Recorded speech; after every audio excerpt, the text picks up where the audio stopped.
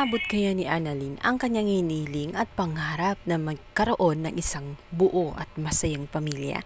Ngayong makukulong na itong si Carlos at posible pa nga itong tuluyang malagutan ng hininga dahil nanlaban nga ito sa kapulisan. Yan ang ating tatalakayin sa Abot Kamay na Pangarap. Please subscribe sa mga hindi pa nakasubscribe. Thank you. Pero ang lungkot ni Zoe, para siyang nanlumo sa mga nangyayari. Lalo nung una na natuklasan niya na pati pala ang kanyang amang si Carlos ay isa din palang kriminal at mas worse, hindi niya sukatakalain na si Carlos ay nagawa ngang pumatay.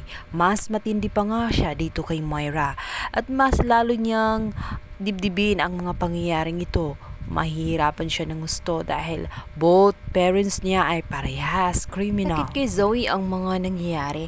Lalo't nung time na nga ng bakbakan ay rinig niya ang putukan. Rinig niya kung paano nabaril ang kanyang ama.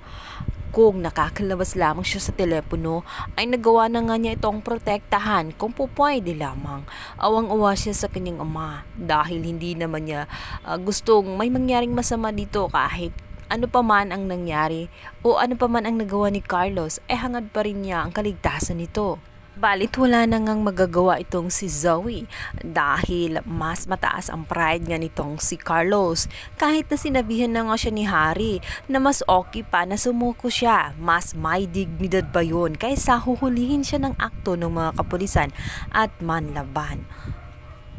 Balit pinapairal nga ni Carlos ang kanyang pride at ayaw din niya na dinidiktahan siya ni Harry sapagkat sa kanyang pag-iisip, siya ang ama. Siya ang mas nakakaalam, ayaw niyang makinig sa kanyang anak na siyang nagiging dahilan na ikapapahamak na nga ng kanyang buhay. Kung nakinig lamang siya agad-agad kay Harry na ibalik na nga itong si Lynette at sumuko na lang sa mga kapulisan upang mapanagutan ang mga ginawa niyang kasalanan kay Irene.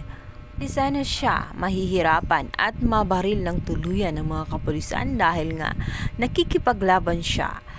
Kahit na alam niyang dihado siya dahil marami ang mga SWAT at maiisahan talaga siya nito. Sinugal na nga ni Carlos ang kanyang nag-iisang buhay. Bagay na labis na masasaktan ang kanyang mga anak na maiiwan. Mabuti na lamang at natawagan ni Carlos ang kanyang anak na tinatago-tago itong si Zoe upang ipaalala sa kanya na alaga ng kanyang kapatid na walang iba kundi itong si Harry.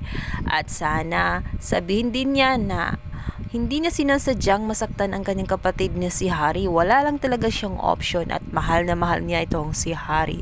Sana balang araw mano ay mapapatawad siya ng kanyang amang si Carlos. Sa pagkamatay ni Carlos ay magkakaroon nga ng lamat ang ugnayan ni Harry.